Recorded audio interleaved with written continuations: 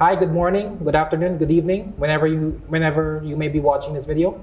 My name is Ivan Cano, and I am the content manager for Realestate.com.kh. And as part of our educational series, today we are joined by Mr. Cohen. He is the director and partner of Tillike and Gibbins in Cambodia. I personally have done some reading about him, but I think it's best for the man himself to introduce what he does and what he specializes in. Please, sir. Ivan, thank you very much. Thank you for that introduction. As Ivan mentioned, I'm a partner and director of Tillike and Gibbins here in Cambodia. I've been here in Cambodia since 2009 doing commercial law. So my practice encompasses corporate and commercial matters, real estate. Also at our firm generally, we also have a big IP practice as well. So in terms of the topics today, I've also represented a number of developers over the years in the real estate transactions, also drafting sale and purchase agreements for condominiums, also at one point drafting a guaranteed rental return scheme as well. So, Mr. Cohen, can you give us a brief background on what are guaranteed rental returns in Cambodia and how do they benefit investors? Okay, so a guaranteed rental return is an agreement between the developer and the person purchasing the condo or the property in terms of what kind of return they're going to get. So in a very simple way, for example, let's say a person purchasing a property for $100,000 and there's a 6% GRR, guaranteed rental return, then the person should expect to receive $6,000 a year, 6%, as a payment, like a guaranteed return. And there seems to be an understanding that the developer then would turn around and try to lease out that property. And ideally, the developer would be receiving at least 6%, hopefully more, to cover their costs and providing the guaranteed rental return to their customer.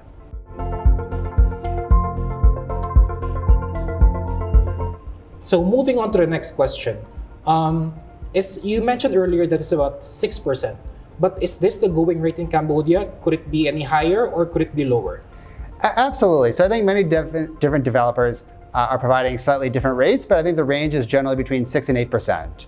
And I think from the perspective of the investor purchasing the property, the advantage of using these schemes is that it guarantees some sort of return. So I think for many investors, especially if they're not familiar with Cambodia, they might find it difficult to lease out the property themselves. Under these GRR schemes, the developer arranges leasing out the property and then guarantees the investor a certain return. Okay, so moving on. So how is GRR calculated in Cambodian real estate? How do developers come up with their rates to offer potential buyers? Well, I think in terms of the GRR, from the developer's perspective, when they offer a certain rate, they should be thinking, what is the market rate for that property here in Cambodia? And realistically, what can they lease that property out at and what kind of return can be received?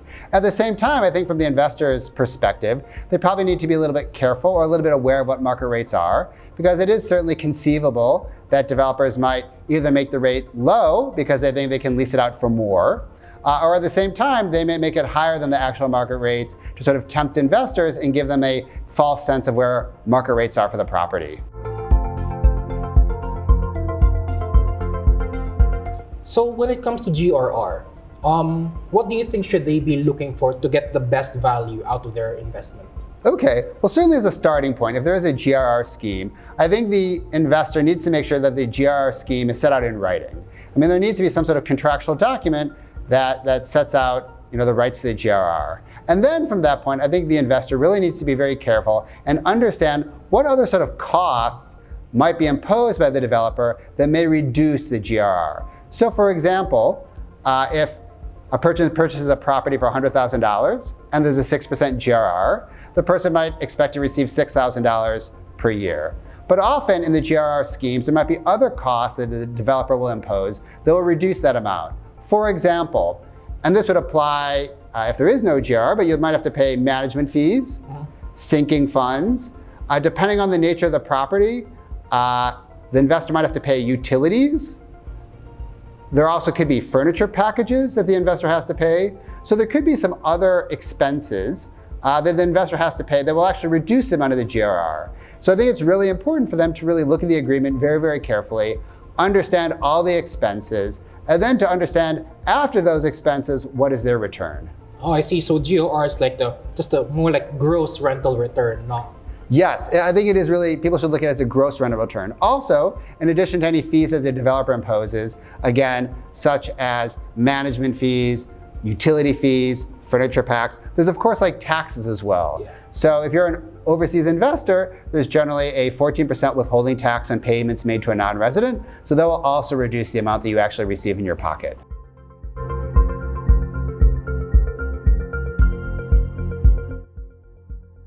Okay, so in the previous question, we talked about possible costs they needed to consider in order to, find out if the GRR offered is good. So considering what has been happening in the past 2 days with COVID, can developers change their GRRs halfway in response to market circumstances like what we have now with COVID?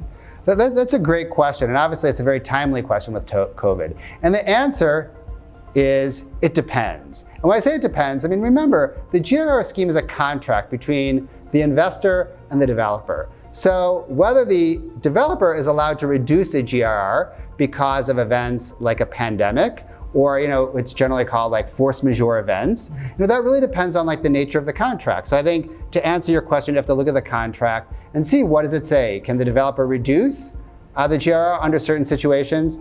Can the developer stop paying the GRR if there's a force majeure event like a pandemic?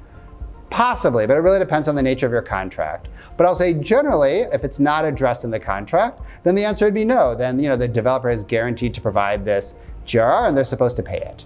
So considering what has happened recently, do you think more developers will be putting force majeure clauses in future GRRs, perhaps? I think they will. I mean, also under Cambodian law, you have some concepts of force majeure. So if there is a force majeure event, parties could be relieved of their obligation to perform. So I think some developers may try to rely on that, but it's a very difficult decision. It's a very difficult issue.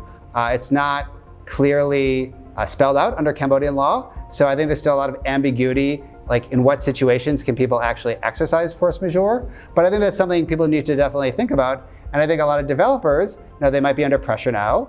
I think the rental market is probably not stable right now compared to like other times in the past. So there could be developers that are having a hard time paying that GRR if they can't rent it out. Okay, so guaranteed rental returns, they usually run for several years. So what happens after that? What kind of income can an investor expect?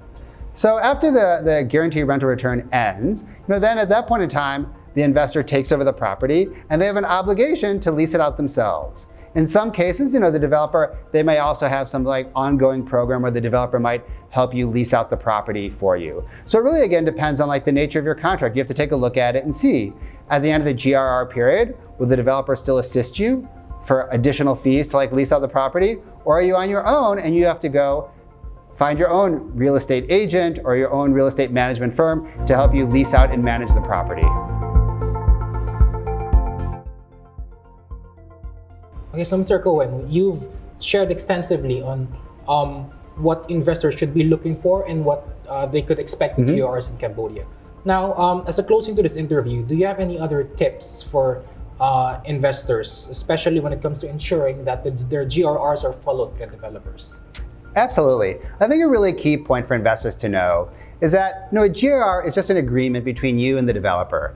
So in order to enforce it against the developer, one, there needs to be like a clear contract between you and the developer. So in addition to your sales and purchase agreement, there should be some sort of other guaranteed rental return agreement or some sort of other document that clearly sets out the obligations of the developer. It should explain how much is a guaranteed rental return. It should talk about what sort of expenses will come out of the fees that the developer pays to you. Again, things like management fees, furniture packages, utility fees, that all needs to be set out. I think also, if you want to make sure that the contract is enforceable, you might want to give some thought, and this might be hard to negotiate with the developer, just in terms of like dispute resolution. So certainly your agreement will probably be regulated by Cambodian law. You might have a choice between the courts of Cambodia or arbitration in Cambodia. Arbitration in Cambodia might be a good path. It's faster. So that might be a good way to try to enforce a contract in the event that you have some sort of dispute with the developer. So thank you, Mr. Cohen, for taking time off from your busy schedule from Tillike and Gibbins and sharing with our viewers very valuable information when it comes to guaranteed rental returns in Cambodia. Ivan, thank you very much for having me. It was a pleasure speaking with you today. Please, the pleasure is all mine.